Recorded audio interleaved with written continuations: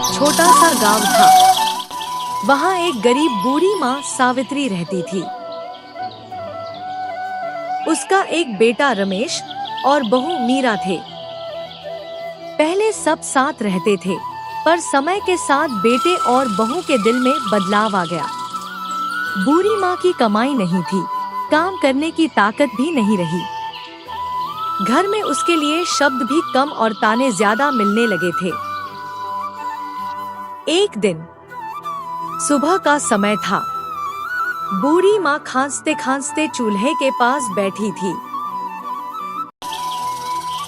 बहू चिड़चिड़े स्वर में बोली, सासू माँ, बार बार खांसती हो, न दवा है न पैसे, कब तक हमारा सिर खाओगी? माँ चुप रही, उसकी आंखों में पानी था। रमेश भी पत्नी का साथ देते हुए बोला, माँ, अब हमारी भी जिंदगी है। माँ कुछ नहीं बोली, बस धीमे से बोली, मैं बोझ बन गई हूँ बेटा। रमेश शर्मिंदगी में नजरें झुका लेता है, पर बहू कहती है, बोझ नहीं, पर जिम्मेदारी जरूर हो। उसी गांव में एक लड़का था, अजय 17 साल का एक गरीब लड़का था। माँ बाप बचपन में ही गुजर गए थे, लेकिन दिल से बहुत नेक था। वह रोज जब लकड़ियां बेचकर लौटता, तो बूढ़ी माँ को अकेले बैठे देख लेता था। एक दिन उसने पूछा, माँ, तबीयत ठीक नहीं लग रही, कुछ चाहिए? ना बेटा, मेरे लिए कौन है? अजय हंसते हुए बोला, अगर खून का रिश्ता नहीं है तो क्या हुआ, दिल का रिश्ता तो बना सकते हैं। उस दिन से अजय रोज उनके लिए दवा, लकड़ी, पानी और कभी कभी फल ले आता, और ये सब अपने पैसे से, बिना किसी स्वार्थ के।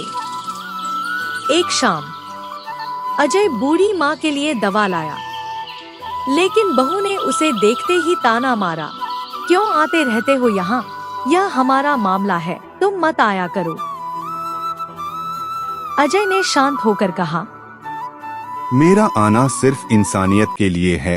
बहन, माँ जैसा किसी को मत छोड़ो, वरना जिंदगी भर पछताओगी। बहू चौंक गई। उसने ऐसा जवाब पहले कभी नहीं सुना था।